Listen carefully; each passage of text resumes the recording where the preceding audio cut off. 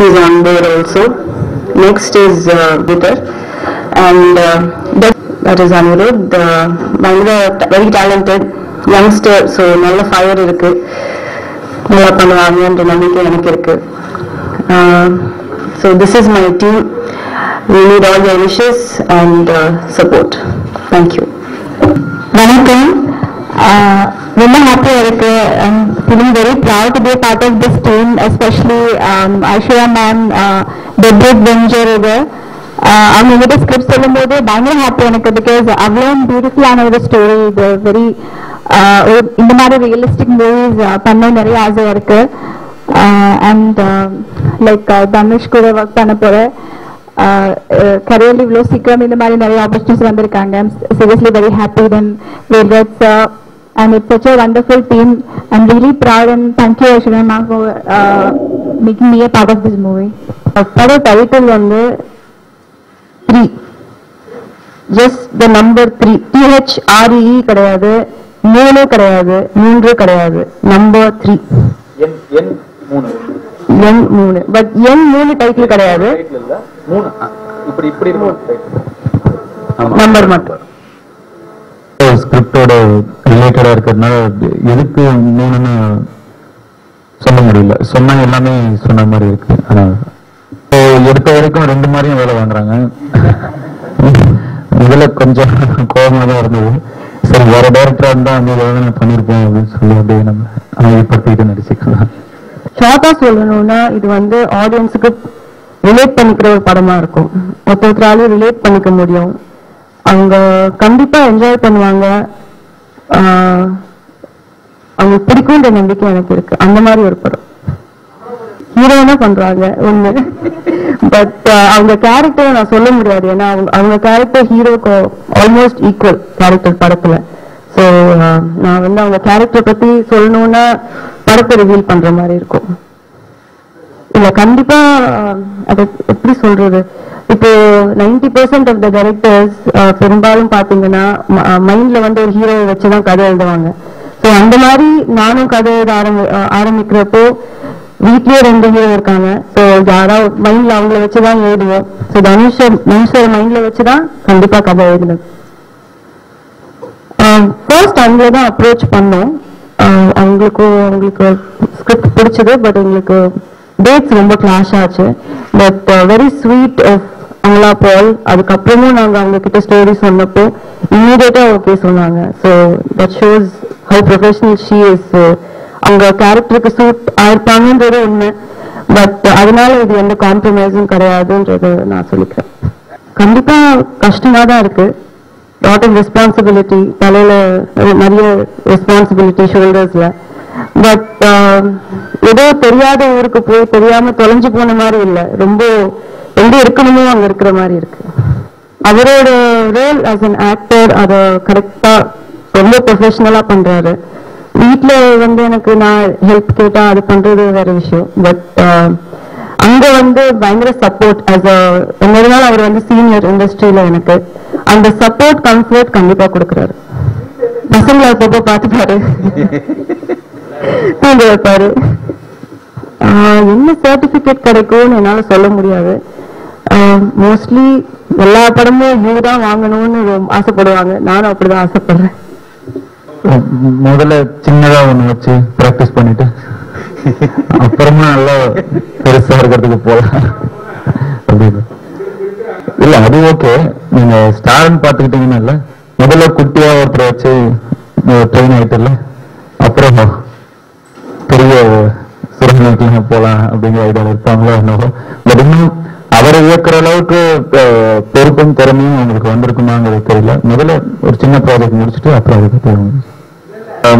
முதல்ல அப்பா வந்து நாங்கள் இந்த ப்ராஜெக்ட் பத்தி அப்பா பேசும்போது, அப்பா என் பொண்ணு டைரக்ட் பண்ணுச்சுன்னா வெளியே எங்கேயும் பண்ணக்கூடாது, என் பேனர்ல தான் பண்ணணும், நான் தான் லான்ச் பண்ணுவேன், அந்த பெருமை எனக்கு தான் இருக்கணும், அது எப்படி இருந்தாலும் பரவாயில்லன்னு சொன்னாங்க. அந்த வச்சிருக்கிற அந்த பாசத்துக்கு மரியாதை தான் இது ரெண்டு பேரும். இது வரைக்கும் அதெல்லாம் எடுக்க ஆரம்பிக்கல. இன்னும் வரும்போது எப்படி இருக்கும்னு எனக்கு தெரியல. எனக்கு சங்கடமா இருக்காருன்னு நினைக்கிறேன். எனக்கு பழகிருச்சு நிறைய பேர் முன்னாடி டைரக்டரும் பார்ப்பேன். அவங்களுக்கு தான் எப்படி இருக்குன்னு தெரியல சார். வேண்டியல் வெளியே சொல்லக்கூடாதுன்னு சொல்லுவாங்க, அதனால சொல்ல வேணான்னு பாக்குறேன். பட் எதுவும் நீங்க நினைக்கிற மாதிரி பெருசா இல்ல. 10-15 வருஷம் ஆயிடுச்சு இதுக்கு முன்னாடி நான் சபரிமலைக்கு போய். ரொம்ப நாள் ஆச்சு ஒரு அட்டனன்ஸ் போட்டு வந்துடலாம். இந்த கூட சீக்கிரமா நான் டெஃபினட்டா ஷேர் பண்ணிட்டு தான் போவேன். அதுக்கு தனியா இந்த மாதிரி இல்லாம அன்அபிஷியலா நம்ம எல்லாரும் எனக்கு தனிப்பட்ட வகையில் அது கிராஸ் தட் மொமெண்ட். அந்த அந்த நேரத்தில் அது இருந்திருந்தா நல்லா இருந்திருக்கும். இப்போ அது தாண்டியாச்சு. இப்போ அப்படி எப்படி இருந்ததோ அப்படியே இருக்கு, பிளாங்கா இருக்கு. ஒளிப்பதிவு தான் மோஸ்ட் இம்பார்ட்டன்ட்னு நான் சொல்லுவேன் after story and script. So எனக்கு வந்து வேல்ராஜ் இப்போ இல்லை, கொஞ்ச நாளாவே தெரியும் ரொம்ப. அண்ட் ஆடுகளம்ல தனுஷரோட ஒர்க் பண்ணாங்க. ஸ்கிரிப்ட் சொன்னேன் அவர்கிட்ட ஃபர்ஸ்ட். அவருக்கு ரொம்ப பிடிச்சது ஸ்கிரிப்ட். அண்ட் ரொம்ப சிம்பிளான ஒரு பர்சன் ஒர்க் பண்றதுக்கு. ஃபர்ஸ்ட் டைம் நமக்கு ஒரு யூனிட் செட் ஆகிறப்போ நமக்கு கம்ஃபர்டபுளா இருக்கணும். எனக்கு வேல்ராஜோட ரொம்ப அந்த கம்ஃபர்ட் லெவல் ரொம்ப ஜாஸ்தி. அண்ட் ஏன் புதுசா ஒரு மியூசிக் டைரக்டர் போட்டோம்னா அதுக்கு ஸ்பெசிஃபிக்கா அந்த ரீசனும் கிடையாது. கண்டிப்பா ஒரு புது மியூசிக் டைரக்டர் அவரோட பெஸ்ட்டை கொடுக்கணும் ஃபர்ஸ்ட் படத்துல நினைப்பாருன்ற நம்பிக்கை எனக்கு இருக்கு. ஸோ அந்த விஷயத்துல தப்பா போகாதுன்ற ஒரு நம்பிக்கை தான்.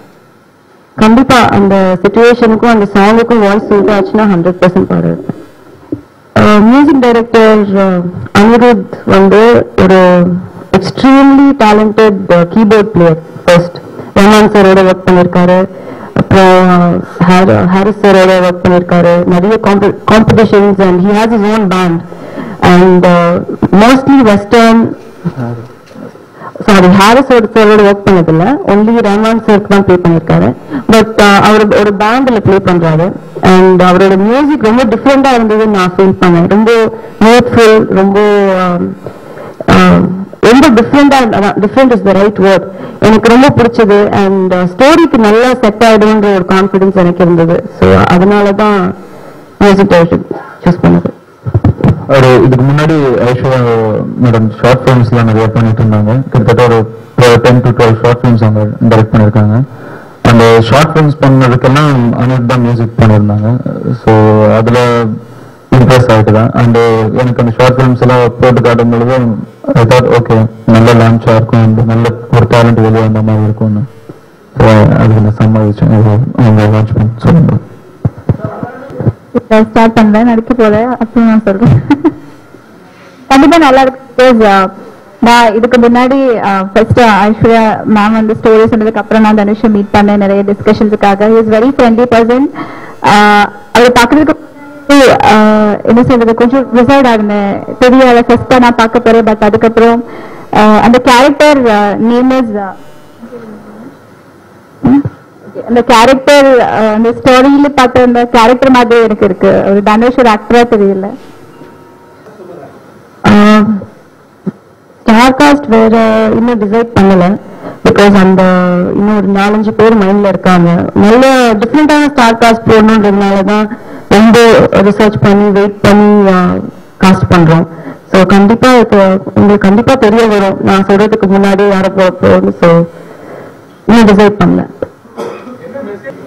இல்ல சார், வராது சார். கதை சொன்னா கதை வரும் சார், மெசேஜ் வராது.